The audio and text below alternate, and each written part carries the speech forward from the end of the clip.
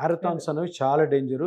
ఇప్పుడు ఆ మ్యారథాన్లో ఒక 5,000 మంది పరిగెత్తి ఒక 3-4 అరే రోజు పరిగెద్దాంరా అని ఉంటారు. తప్పకుండా ఏ డాక్టర్ని కన్సల్ట్ అయ్యి నడుము నొప్పి, మోకాలు నొప్పి. ఇప్పుడు మనం చూస్తున్నాం స్ట్రెన్యూస్ ఎక్సర్సైజ్ చేసి ఎంతమంది సెలబ్రిటీలు చనిపోవట్లేదు. అమ్మో, కర్ణాటకలో ఒక ఆయన చనిపోయారు, ఆంధ్రప్రదేశ్లో ఒక పొలిటీషియన్ చనిపోయారు. ఇంక జిమ్ వల్ల. మన రీల్స్లో చూస్తా ఉన్నాం, డ్యాన్స్లు వేస్తూ చనిపోయేవాళ్ళు, జిమ్ములు చేస్తూ ఎన్ని సార్ చనిపోయేవాళ్ళు. ఎందుకు సార్ మొన్న చాలా పెద్ద మీరు అన్నట్టు కరెక్ట్గా ఒక అమ్మాయి స్టేజ్ మీద ఏదో ఫేర్వెల్ స్పీచ్ ఇచ్చి కొలాప్స్ Collapse అయిపోయింది. అయిపోయింది. మొన్న బ్యాడ్మింటన్ ఆడుతూ పడిపోయాడు. పడిపోయాడు. అన్నీ కూడా ఇవన్నీ అందరూ అర్థం చేసుకోవాలని సింపుల్, అది రాకెట్ సైన్స్ ఏం కాదు. హెవీగా స్ట్రెయిన్ అయినప్పుడు హార్ట్ సడన్గా స్టాప్ అయిపోతుంది, అంతే కదా. ఏ జబ్బు లేనివాడు ఆ ఎక్సర్సైజ్ చేస్తే చనిపోయాడంటే ఆ ఎక్సర్సైజ్ నీ బాడీకి సరిపోలేదు.